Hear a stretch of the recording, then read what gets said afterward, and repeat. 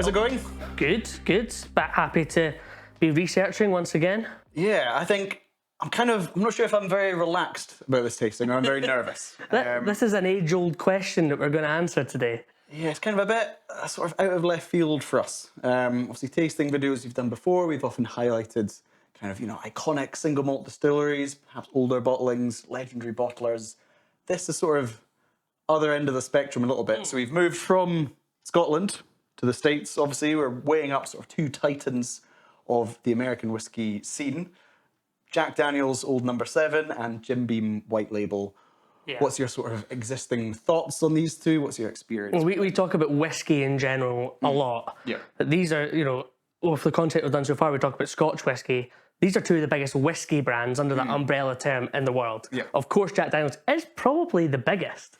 If we're being honest, as much as we love our Macallans and our Johnny Walkers, in terms of everybody's heard of Jack Daniel's. Yeah, I think in terms of worldwide value of the brand and sort of recognisability and stuff, I think in terms of... And there's some things you think of it straight away. Like, I think of Jack Daniel's, I think of a Jack and Coke. I don't know, it's just a drink I knew before I'd even seen a bottle. Yeah. Whereas I'm not sure I've ever had it neat. Yeah. To be honest, I'm not sure. I think this is the kind of thing, I've had Jack Daniel's before on airplanes, maybe in an airport, but I haven't had it in isolation ever. So I'm sure I'm probably going to like it, but it'll be interesting. What about you? What's your experience? I'd say I'm sort of torn. I think it was a half bottle of Jack Daniel's when I first sort of started getting into whiskey, and I kind of struggled my way through it. And I think since then, I've just assumed that I knew everything about it. I was like, there's no need to revisit it, there's no need to talk about it. But then I think, actually, what does it even taste like? Is it any good? Because obviously it's a huge brand, sold all over the world. I think it probably doesn't sell as much as some of these big sort of Indian whiskies that sell in terms of volume, tens and tens of millions. But it's obviously a huge icon. It's a whiskey that everybody knows.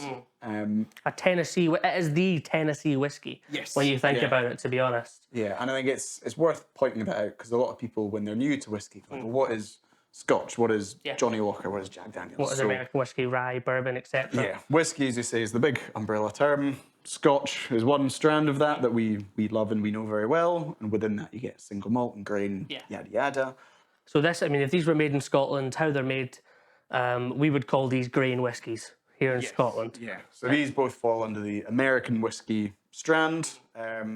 Jack Daniel's is a Tennessee whiskey. It's not a bourbon, but obviously does fall under the big whiskey. Yeah, corn whiskey. So we have a straight bourbon in Jim Beam, so we know at least 51% corn. And Jack Daniel's is 80% corn. There might be some rye and barley, and there probably will be a rye and barley in both of these. So we'll see, one might be a bit spicier, one might be a bit lighter. So it'll be quite interesting. I'm excited, but I know I'm not going to be blown away. Yeah. What about Jim Beam? Do you see much Jim Beam? Do you know it very well? I've not had it a huge amount. I'm sort of excited to try it in a weird sort of way. I hope they're both good. I've definitely never had this neat. Okay. This is something that in the US is the household bourbon. It really is our famous grouse, I think. Like, this is in every house. So, and it was family owned for its entire history as well, which is interesting. We like that in Scotland. We talk about that quite a lot. So, yeah, let's get them poured and see what we think. Preference what we start with? Let's start with the Jack Daniel's. Sure. See, I just think it's so iconic.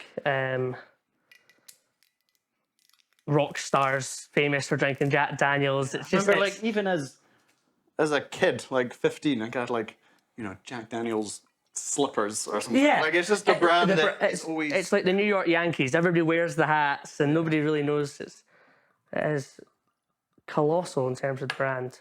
There you go. We'll share this glass because we're friends on camera. Yeah. So I'm imagining you're going to be hit with sweetness. It smells lovely, actually. Give that a sniff. So Jack Daniel's has been through, was it the charcoal mellowing process, which is, fairly different, fairly unusual. So you are going to get a lot of sweetness to it. It's not... It smells really good. It smells lovely. I think it smells like banana bread. It really is. I think with bourbons, American whiskies, Tennessee whiskies, you look for an overwhelming vanilla because they're always using virgin oak. Yeah. And they're normally quite young.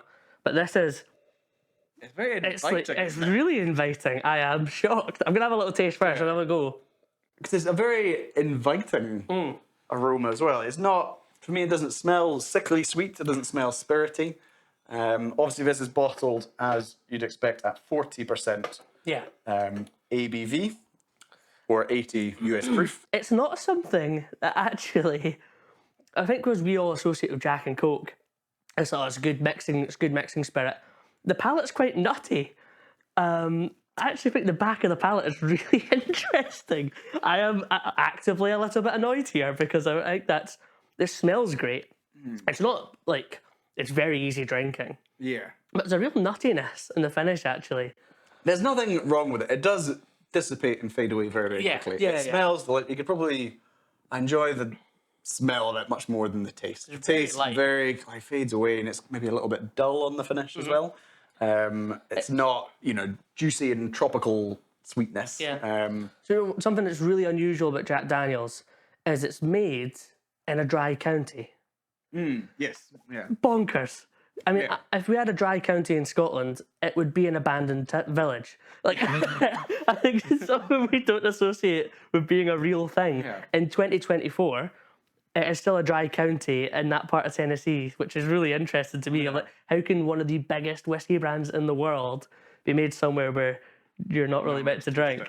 Yeah, really odd. But yeah, I'm pleasant surprised, actually. I'm annoyed. I think that's really decent. Yeah. I think bang for your buck. It's also going to be one of the most consistent products that you're going to come across. Yeah. Because they make so much of it. Yeah. Right. Let's put it up against something as a. So I drink a good amount of bourbon. Okay. Because it's generally, as you say, uncomplicated.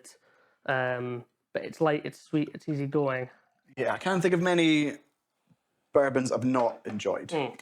As you say, it's got that sweetness and it's that approachability and that consistency. Yeah. We always joke that all bourbon just tastes like vanilla and not a lot else, which is fine. I think Scotch whiskey, obviously, you get some big brutes that can be a bit too much or unbalanced or too smoky or whatever. But I don't think it's as welcoming on the nose as the Jack Daniel's. There's just not much there. Interesting, isn't it? Because I expected this to be an overwhelming vanilla. To be honest, I expected this to be quite an in-your-face vanilla. I poured quite a big dram there, actually. There's a massive dram. Should have poured that one for the Jack Daniel's. Yeah, that tastes a bit wet. I think it's like this is not as much there as the Jack Daniel's. Maybe it's the charcoal mellowing that makes that difference. I don't know that we don't know the mash bill, the Jim Beam. It's not. I don't think it's something that they publicly disclose. This is 80% corn, which is a very, very high percentage of corn, which does make it lighter and sweeter. I'm almost smelling this more intensely, hoping to get more, but there isn't much there. Yeah, it's a very sort of muted, sort of vanilla, maybe muted honey, all your typical sort of virgin oak flavours. It's just. I'm not sure you need to like whiskey to drink Jim Beam. Yeah, the palate is quite. There's a bit of wood, but I'm really not that impressed. I expected to enjoy this a lot more neat. Yeah. And again, both of these spirits maybe are designed and tailored to be mixed. You can do whatever you want with these, really. But I think that's quite disappointing. I get they're good value, and so with perspective, they both do a job. Yeah. But Jack Daniel's is the winner for me. There's a little bit of spiciness on the finish, but you've really got to look for it with white label. I agree. I'd say Jack Daniel's is a nice, sort of guilty pleasure. I think even as a single malt enthusiast, why not? And it's a nice bottle to have on your bar. Friends coming around who aren't into whiskey that maybe aren't going to appreciate a Lafroig 18 or whatever. I think here's something different. Nothing wrong with it. I'm not going to be rushing out to buy one, but if I'm hosting a party, I wouldn't feel bad. No, I'm quite impressed by the Jack Daniel's for what it is. It's not going to be a daily drinker for me, but I think it's all right. Whereas Jim Beam, I probably wouldn't pay for. Yeah, agreed. I think so. Interesting. Yeah, neither terrible. No. Of the two, are probably recommendation Jack Daniel's. It's a bit more fun. Yeah. Yeah. Cheers. Cool. Cheers. That was good fun. Yeah, something different. Yeah. If you've enjoyed this video, don't forget to like and subscribe for more Bevvy content. We want to hear what you think, your best whiskey experiences, the whiskies you want to try. It's a really exciting journey we're on, so make sure to join us. Download the Bevvy app on Google Play and App Store to keep track of your whiskey journey, connect with your whiskey friends, keep track of your favourites, anything you could ever want to do with whiskey, all in one place. It's the definitive whiskey companion.